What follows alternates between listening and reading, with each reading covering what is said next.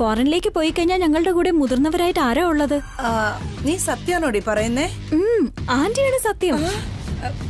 Anti ഞങ്ങളുടെ കൂടെ ഫോറിനിലേക്ക് വരുന്നു. അപ്പൊ നിങ്ങൾ എന്താ ഈ കാര്യം എന്നോട് നേരത്തെ പറയാതിരുന്നത്? അഖിൽ ആന്റിക്ക് ഒരു സർപ്രൈസ് തരാനിരിക്കുവായിരുന്നു. നിങ്ങൾ സീക്രട്ട് ആയിട്ട് സംസാരിക്കുമ്പോ ഈ കാര്യത്തെ പറ്റിയൊന്നും ഞാൻ കേട്ടില്ലല്ലോ. ഞങ്ങൾ പറയുന്നതൊക്കെ ആന്റി രഹസ്യമായിട്ട് കേൾക്കുകയാണെന്ന് ഞങ്ങൾക്ക് അറിയാലോ. അതുകൊണ്ടാ സർപ്രൈസിനെ കുറിച്ച് ഞങ്ങൾ പറയാതെ. എടി കള്ളി, ഞാൻ കേട്ടോണ്ടിരിക്കായിരുന്നു. നിനക്ക് മുന്നേ അറിയായിരുന്നല്ലേ? ഇല്ല, ഇപ്പോഴാ മനസ്സിലായത്. അതുകൊണ്ടാ ഇങ്ങനെ പറഞ്ഞ. എന്നെ വിട്ടിട്ട് നിങ്ങൾ മാത്രം ഫോറിനിലേക്ക് പോവാണെന്ന് തെറ്റിദ്ധരിച്ചിട്ട് നിങ്ങളെ ഞാൻ തടയാൻ ശ്രമിച്ചു. എന്നെ നിങ്ങൾ ഫോറിനിലേക്ക് കൊണ്ടുവന്ന് പറഞ്ഞ് നല്ല കാര്യ ചെയ്തത്. നിങ്ങൾ ഫോറിനിലേക്ക് കൊണ്ടുപോയിട്ട് എന്തെടുക്കാനാ? ഒരു ഉപകാരമില്ലാത്ത സാധനം. അല്ലടി, ഈ ഫോറിനില് തണുപ്പ് കൂടുതലാണെന്നാണല്ലോ കേട്ടത്. മഞ്ഞ് ഭയങ്കരമായിട്ട് പെയ്യോ അത്രേ. അവിടെ എല്ലാവരും നല്ല വെളുപ്പാണെന്നും കേട്ടിട്ടുണ്ടല്ലോ. അതെ ആന്റി. ആ മഞ്ഞിൽ ആന്റിയും കുളിച്ചാ വെളുത്ത നിറമായിട്ട് മാറും. പക്ഷെ ഒരു കാര്യം, അല്പം മെലിഞ്ഞു പോവും. അത് ശരിയാടി, ഞാൻ നന്നായി മെലിഞ്ഞ് അവിടുത്തെ പോലെ ചെറിയ ചെറിയ സ്കേർട്ട് ഇടും. ആന്റി സ്കേർട്ട് ഇടുവന്നോ? എന്താ, എനിക്ക് മോഡേൺ ആവാൻ പാടില്ലെന്നുണ്ടോ? ഇത്രയും നാളും എനിക്കിവിടെ രണ്ടാം കല്യാണം നടക്കില്ലെന്നോർത്ത് ഞാൻ ഒരുപാട് ടെൻഷൻ അടിച്ചു. എന്റെ ജാതകത്തില് ഫോറിൽ നിന്നുള്ള ഒരാള് ഭർത്താവാകുന്ന എഴുതിയിരിക്കുന്നെ. ഞാനൊരു ഗൾഫുകാരനെ കല്യാണം കഴിക്കുന്ന എനിക്ക് തോന്നുന്നേ. അതുകൊണ്ടാ നിങ്ങളെ കൂടെ ഫോറിൽ വരാൻ ചാൻസ് കിട്ടിയേ. മരിക്കുന്നതിന് മുമ്പേ എനിക്കൊരു രണ്ടാം കല്യാണം നടക്കുന്നാ തോന്നുന്നേ. ഇവര് കിളവിയാണെങ്കിലും ആഗ്രഹത്തിന് ഒരു കുറവുമില്ല. പകുതി ജന്മം കഴിഞ്ഞിട്ടും ഒരുപാട് സ്വപ്നങ്ങൾ ബാക്കിയുണ്ട്. എന്താടി ആലോചിച്ചോണ്ട് നിൽക്കുന്നേ? ഒന്നുമില്ല ആന്റി. ഫോറിനിലേക്ക് പോകുന്ന കാര്യം നമ്മളല്ലാതെ മൂന്നാമതൊരാൾ അറിയരുത്. ഇത് അഖിലിനറിയാവുന്ന കാര്യങ്ങളല്ലേ? ഓക്കെ, ആന്റിക്കും എനിക്കും അഖിലിനും അല്ലാതെ നാലാമതൊരാൾ അറിയരുത്. ശരിയടി, ഞാൻ ആരോടും പറയില്ല. ഞാൻ ഈ കാര്യം ഒളിച്ചു വെച്ചോളാം. ഞാൻ ഫോറിനിലേക്ക് പോകാൻ പോവാണേ. തലയ്ക്ക് വെളിവില്ലാണ്ടായി. ഇതോടെ ഇവരുടെ കഥ കഴിഞ്ഞു. ഒരു കാര്യം ചെയ്യാം, ആരും അറിയാതെ ഭാസ്കർ ഒപ്പിട്ട ആ പേപ്പേഴ്സില് എന്താണെന്ന് കണ്ടുപിടിച്ചാലോ? വേണ്ട അമ്മേ, അവരറിഞ്ഞാൽ വഴക്കുണ്ടാവും. കുറച്ചു ദിവസം കഴിഞ്ഞാൽ കല്യാണമല്ലേ. ഈ സമയത്ത് എന്തിനാ വെറുതെ വഴക്ക്? അത് ശരിയാ. നമുക്ക് പോയി അഭിയും വസുവിനെ ഒന്ന് കണ്ടിട്ട് വന്നാലോ?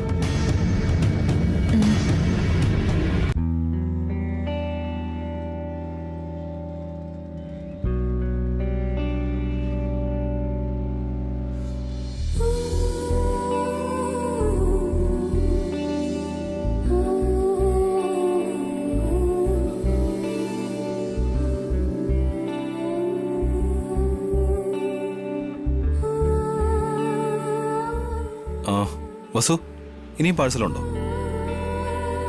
ഇനി 5 ഉള്ളൂ ഏട്ടാ. ഇനി നമുക്കും കുട്ടികൾക്കും ഇതാ ഉച്ചഭക്ഷണം.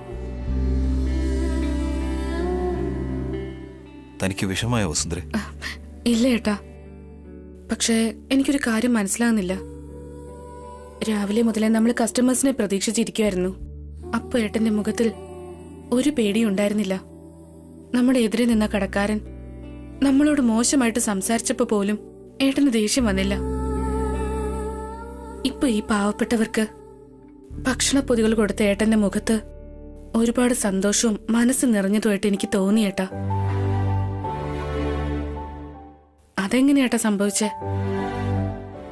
ഏട്ടന്റെ അനിയനും ചേട്ടനും എല്ലാ സ്വത്തുക്കളും എഴുതി കൊടുത്തപ്പോ പോലും ഏട്ടന്റെ മുഖത്ത് ഇതേ സന്തോഷം തന്നെ ഉണ്ടായിരുന്നു.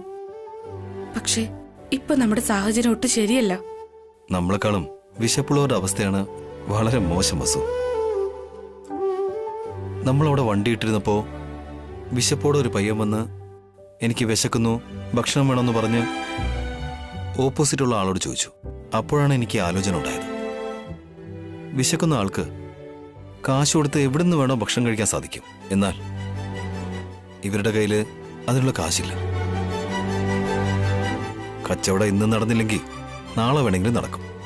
പക്ഷേ പാവപ്പെട്ടവരുടെ വിശപ്പടക്കാനുള്ള ഭാഗ്യം നമുക്കെന്നും കിട്ടണമെന്നില്ല. ഇത്രയും ആനന്ദവും സന്തോഷവും തൃപ്തിയൊക്കെ വേറെ എന്തിൽ കിട്ടും വസുന്ധരെ?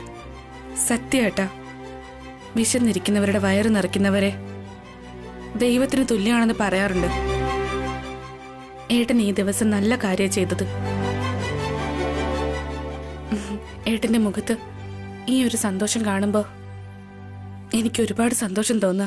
എനിക്കറിയാം വസു, ഞാൻ നമ്മുടെ ബന്ധുക്കൾക്ക് വേണ്ടി കോടിക്കണക്കിന് രൂപ ദാനം ചെയ്തപ്പോൾ പോലും താൻ വളരെ ഹാപ്പി ആയിരുന്നു. അതുപോലെ തന്റെ സപ്പോർട്ട് കൊണ്ടാണ് ഞാൻ ഏത് സിറ്റുവേഷനിലായിരുന്നാലും ഞാൻ ഹാപ്പി ആയിട്ടിരിക്കുന്നത്. ഫൈനലി നമ്മുടെ കഷ്ടപ്പാട് പാഴായി പോയില്ല. നമുക്ക് കുറച്ചു പേരുടെ വിശപ്പടക്കാൻ പറ്റി. ഐ എം വെരി ഹാപ്പി വസു.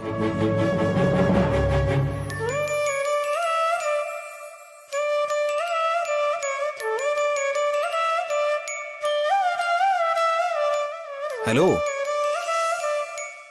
അതെ, ഈ നടു റോഡിൽ നമ്മളിങ്ങനെ അങ്ങോട്ടും ഇങ്ങോട്ടും നോക്കി നിൽക്കുന്നത് കാണുന്നവർക്ക് അത്ര നന്നായിട്ട് തോന്നണമെന്നില്ല.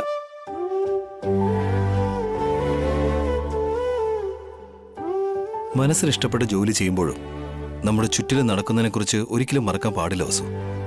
നീ ഇപ്പൊ നിന്നെ തന്നെ മറന്നുപോയി. അങ്ങനെയൊന്നും ഇല്ല ഏട്ടാ, നമുക്ക് പോയാലോ? തനിക്ക് എന്റെ അടുത്ത് എന്തെങ്കിലും പറയണമെന്നുണ്ടോ? ലൈഫ് ഈസ് ബ്യൂട്ടിഫുൾ എന്ന് പറയാറുണ്ട്. അത് സത്യമാണെന്ന് ഏട്ടൻ തെളിയിക്കുക.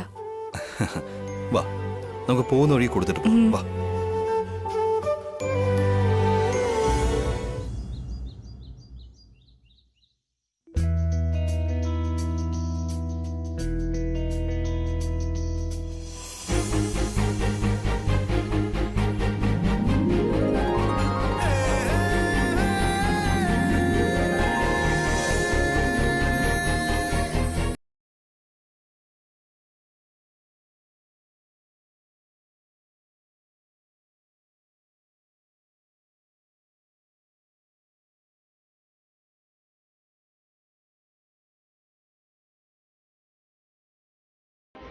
വാ മുത്തശ്ശി, ഇരിക്കു വല്യമ്മേ, കുടിക്കാൻ വെള്ളം കൊണ്ടുവരട്ടെ? വേണ്ട ഉണ്ണി, നിന്റെ ഈ സ്നേഹം മാത്രം മതി. എന്റെ വയറ് നിറഞ്ഞുപോയി. അച്ഛനും അമ്മ എവിടെ പോയി ഉണ്ണി? അമ്മയും അച്ഛനും വണ്ടിയും കൊണ്ട് പോയിരിക്കുവോ?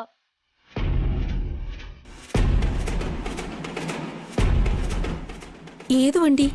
ടിഫിൻ വണ്ടി. ടിഫിൻ വണ്ടിയോ? അച്ഛനും അമ്മയും ചേർന്ന് പുതിയ ബിസിനസ് തുടങ്ങിയിരിക്കുക വല്യമ്മേ. റോഡ് സൈഡില് വണ്ടിയിലായിട്ട് ഭക്ഷണം വിൽക്കാൻ പോയിരിക്കുക.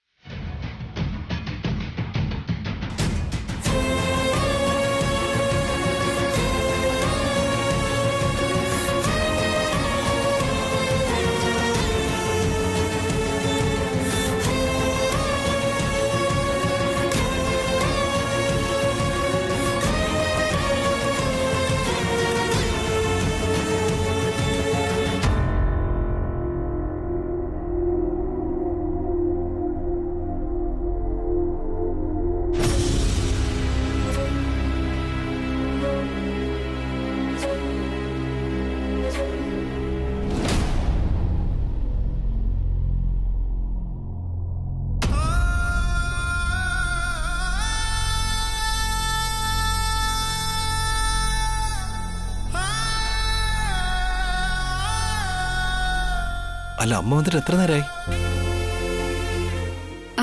എപ്പോ വന്നു ചേച്ചി?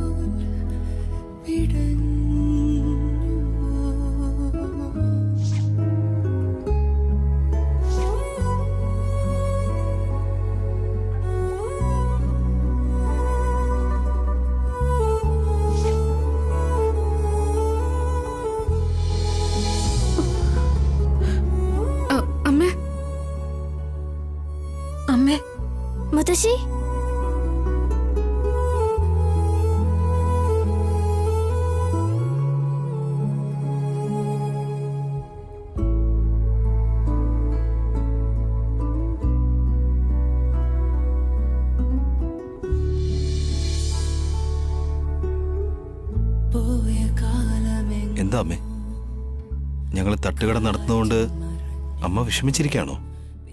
അതെ, വിഷമിച്ചിരിക്കുക അബി. കഷ്ടപ്പെടാതെ കിട്ടുന്ന പണത്തിന് വേണ്ടി ആഗ്രഹിക്കാതെ കഷ്ടപ്പെട്ട് ജീവിക്കുന്ന നിന്നെ പോലൊരു മകൻ എന്റെ വയറ്റിൽ ജനിക്കാതെ പോയല്ലോ എന്നോർത്ത് വിഷമിക്കുക ഞാൻ.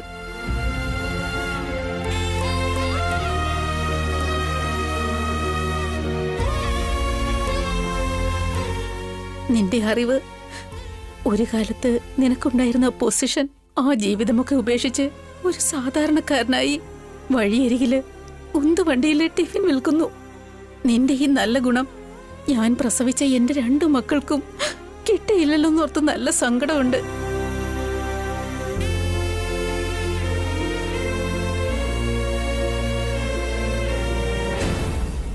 അമ്മേ, എന്റെ അവസ്ഥ ഏട്ടനും അഖിലിനും ഒരിക്കലും വരാൻ പാടില്ല.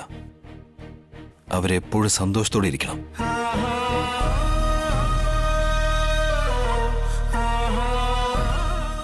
അവരുടെ സന്തോഷത്തിന് വേണ്ടിയല്ലേ അബി നീ ഇപ്പോ നടുറോഡിൽ നിൽക്കേണ്ടി വന്നത്?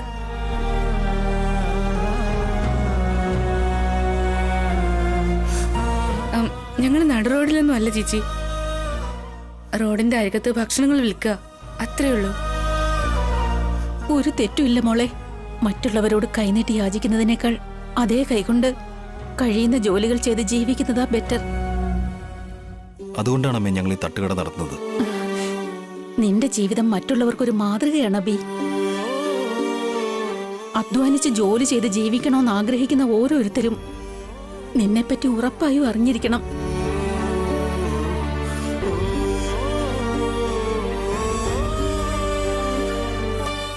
ശരിയാണ് അബി. സത്യം പറഞ്ഞാൽ നീ ഒരുപാട് പേർക്ക് പ്രചോദനം നൽകുന്നുണ്ട്. അങ്ങനെയൊന്നുമില്ല ഏട്ടത്തി. എന്റെ ജീവിതം ഞാൻ ജീവിച്ചുകൊണ്ടിരിക്കുന്നു, അത്രേ ഉള്ളൂ. അതെ അബി, ചെറുപ്രായം മുതല് നീ സ്വന്തം പ്രയത്നം കൊണ്ടാ ജീവിക്കുന്നത്. ജനിച്ചപ്പോൾ നിന്റെ അച്ഛനും അമ്മയും മരിച്ചു പോയെങ്കിലും നീ ജീവിച്ചു. വളർത്തച്ഛന്റെയും അമ്മയുടെയും കൂടെ ആണെങ്കിൽ പോലും ജീവിതത്തെ നീ സ്നേഹിച്ചു, നന്നായിട്ട് പഠിച്ചു, കഷ്ടപ്പെട്ട് ജോലി ചെയ്ത് നമ്മുടെ കുടുംബത്തെ സംരക്ഷിച്ചു. ആ കുടുംബം നിന്റെ കഷ്ടതകൾ കാണാതെ നിന്നെ പുറത്താക്കിയെങ്കിൽ പോലും നീ ധൈര്യത്തോടെ നിന്നു. കോസ്റ്റ്ലി കാറുകളിൽ നീ ഏതു റോഡിലൂടെയാണോ പോയത്, ഇന്ന് അതേ റോഡിൽ കൈകൊണ്ട് ഉന്തുവണ്ടി തള്ളി വയറ്റുപിഴപ്പിനായി ടിഫിൻ വിൽക്കേണ്ടി വന്നാലും ഒരിക്കലും നീ തളരില്ല.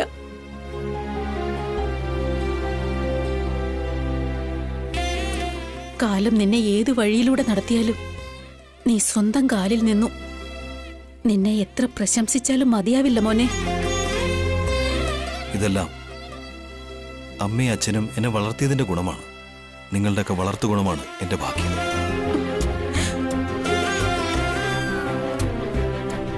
വസുന്ധരെ പോലൊരു നല്ല ഭാര്യ എന്നോടൊപ്പം ഉള്ളത് എനിക്ക് കൂടുതൽ ധൈര്യം നൽകുന്നു. ഓരോ ചുവടുവയ്പിലും വസു എനിക്ക് ആത്മവിശ്വാസം നൽകി കൂടെ നിന്നു.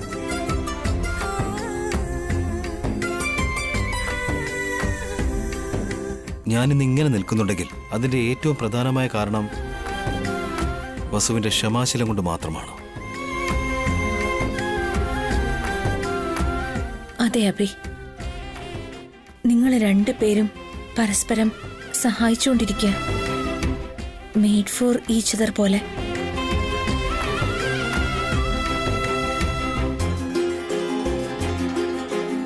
നിങ്ങൾ 2 പേരും മനസ്സുകൊണ്ട് ഒന്നാണ്.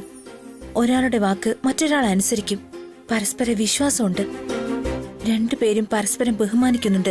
നിങ്ങളുടെ ജോഡി എത്രയോ പേർക്ക് മാതൃകയാണ്. അങ്ങനെയൊന്നും ഇല്ല ചേച്ചി. ഭാസ്കരേട്ടന് ചേച്ചി എപ്പോഴും തുണയായിട്ട് കൂടെ ഉണ്ടാകാറില്ലേ? ഭാസ്കരേട്ടൻ ചേച്ചി എപ്പോഴും സപ്പോർട്ട് ചെയ്യാറില്ലേ? അവനെപ്പറ്റി എന്തിനാ പറയുന്ന വസു? ഏറ്റവും കുറച്ച് പറയുന്നതാ നമുക്ക് നല്ലത്. എന്താ ഉണ്ടായതമ്മേ? ഒന്നുമില്ല മോനെ, വെറുതെ പറഞ്ഞതാ. നിങ്ങളെ ഒന്ന് കണ്ടിട്ട് പോകാന്ന് കരുതി. അച്ഛന് ഇപ്പൊ എങ്ങനെയുണ്ട് അമ്മേ? മുറിവ് അല്പം കൂടി ഉണങ്ങാനുണ്ട്. ഇപ്പൊ കുഴപ്പമൊന്നുമില്ല വസു. വീട്ടിലെന്തെങ്കിലും പ്രശ്നമുണ്ടോ ഏട്ടത്തി? ഇല്ല അബി, വയല് വിറ്റില്ലല്ലോ, ഇനി എന്ത് പ്രശ്നം ഉണ്ടാവാനാ? നിന്റെ വാക്ക് കേൾക്കാത്ത നിന്റെ ഏട്ടൻ വരന്റെ വീട്ടുകാരുടെ വാക്ക് കേട്ടു. എന്തൊക്കെയായാലും എന്താ ചേച്ചി, അച്ഛന്റെ ആഗ്രഹം നിറവേറിയില്ലേ? വയല് വിൽക്കേണ്ടി വന്നില്ലല്ലോ, അതുപോരെ ചേച്ചി.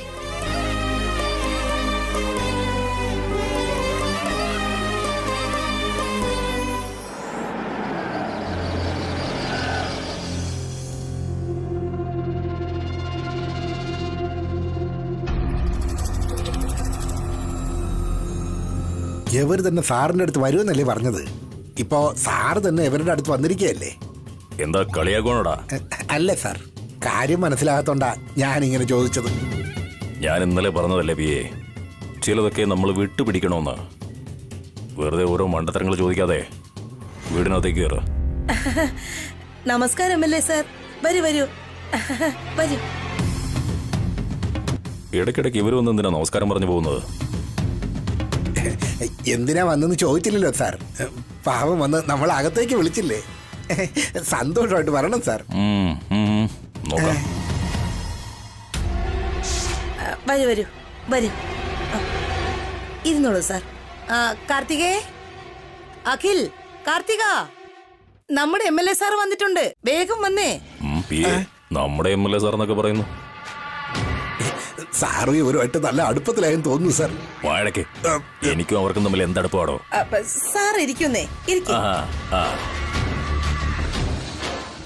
കുടിക്കാൻ എന്താ വേണ്ടേ? കോഫിയോ ടീയോ ജ്യൂസോ? എന്താ സാർ ഇങ്ങോട്ടൊക്കെ? ഞങ്ങളുടെ സ്ഥലം വെക്കാൻ താല്പര്യമില്ലെന്ന് പറഞ്ഞാണല്ലോ. നിങ്ങൾ പ്ലീസ് ഇറങ്ങൂ. എന്താടോ ഇത്? നിന്റെ അനിയൻ വരാൻ പറയുന്നു, നീ പോവാൻ പറയുന്നു. ശരിക്കും നിങ്ങളുടെ ഉദ്ദേശം എന്താ? എന്റെ MLA സാറ് വേലയും കൂലിയില്ലാത്ത ഒരു എംബോക്കിയാണെന്നും പുറംപോക്കുവാണെന്നും നിങ്ങൾ കരുതിയോ? അതോ ഇനി ഒന്നിനും കൊള്ളാത്ത പിച്ചക്കാരനും ബുദ്ധിയില്ലാത്തവനും വൃത്തികെട്ടവനാണെന്ന് കരുതിയോ? പിയെ, അവരൊന്നും വിചാരിച്ചില്ല, നീ മിണ്ടാതിരിക്കേ. നമസ്കാരം സാർ. നമസ്കാരം. നമസ്കാരം. നമസ്കാരം മോളെ. ഇപ്പൊ എന്തിനാ അയാളോട് വരാൻ പറഞ്ഞേ? സ്ഥലം വെക്കുന്നില്ല നമ്മൾ പറഞ്ഞല്ലേ, പിന്നെന്തിനാ വന്നിരിക്കുന്നേ?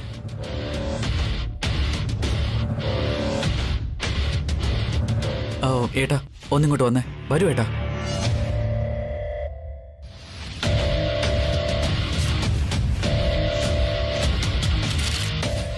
നിങ്ങൾ ഇരുന്നോളൂ, ഇരിക്കുന്നേ.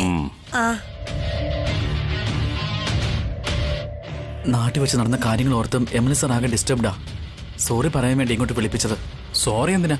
രാഷ്ട്രീയക്കാരോട് നമ്മൾ വഴക്കുണ്ടാക്കുന്നത് നല്ലതല്ല ഭാസ്കരേട്ടാ. അവരോട് ശത്രുത കാണിച്ചാ അവരുടെ പവർ ഉപയോഗിച്ച് നമ്മൾ എന്ത് വേണമെങ്കിലും ചെയ്യും. പക്ഷേ ആ സ്ഥലം വെക്കുന്നത് എന്റെ അളിനത്ര ഇഷ്ടമില്ല മോളെ. MLA സാർ വന്നത് വയലിനെ പറ്റി സംസാരിക്കാനല്ല ഏട്ടാ, വേറൊരു കാര്യം പറയാൻ വേണ്ടിയാ. ഏട്ടനിപ്പോ റൂമിലേക്ക് വെക്കോ. അതെന്താടാ, എനിക്കെന്താ ഹോൾ ഇരുന്നൂടെ? MLA സാറിന്റെ കാലിൽ വീണ് മാപ്പ് ചോദിക്കാതെ അദ്ദേഹത്തിന്റെ ദേഷ്യം കുറയുമെന്ന് എനിക്ക് തോന്നുന്നില്ല. ഭാസ്കരേട്ടൻ ഈ വീട്ടിലെ മൂത്ത ആളല്ലേ, ചേട്ടൻ അദ്ദേഹത്തിന്റെ കാലിൽ വീഴുന്നത് നല്ലതായിരിക്കില്ല.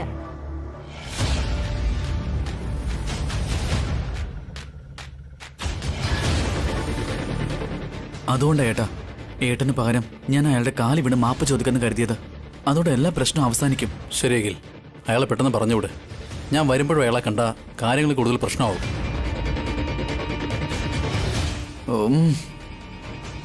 കാർത്തിക, നീ പോയി ഡോക്യുമെന്റ്സ് എടുത്തോണ്ട് വാ. ചെല്ല്. MLA സാർ, ഫോറിനിലെ ചെക്കന്മാര് നമ്മുടെ നാട്ടിലെ പെണ്ണുങ്ങളെ കല്യാണം കഴിക്കോ സാർ?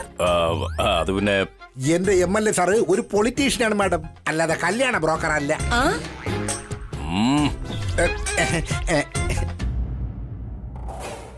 സർ. എന്താ അഖിൽ, പെട്ടെന്ന് എന്തിനാ വരാൻ പറഞ്ഞത്?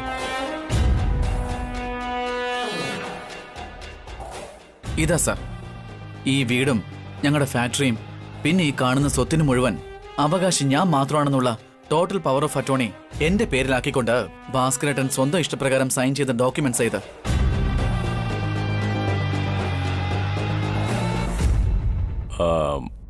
അതെങ്ങനെയാ സ്വന്തം ഇഷ്ടപ്രകാരം സൈൻ ചെയ്ത് തന്നത്? ഭാസ്കരേട്ടൻ ഒപ്പിട്ട് തന്നതല്ല, ഞങ്ങൾ ഒപ്പിടിപ്പിച്ചതാ.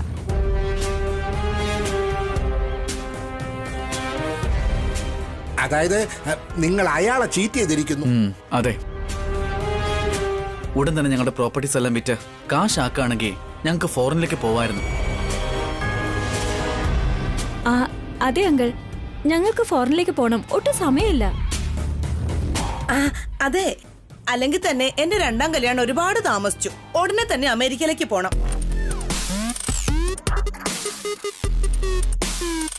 തീർച്ചയായിട്ടും പോണം. അമേരിക്കയൊക്കെ എന്താ, അമ്മായിയുടെ വീട്ടിലേക്ക് തന്നെ അയക്കാം. അമ്മായിയുടെ വീട്ടിലേക്കോ? അതായത് സ്വർഗം പോലെ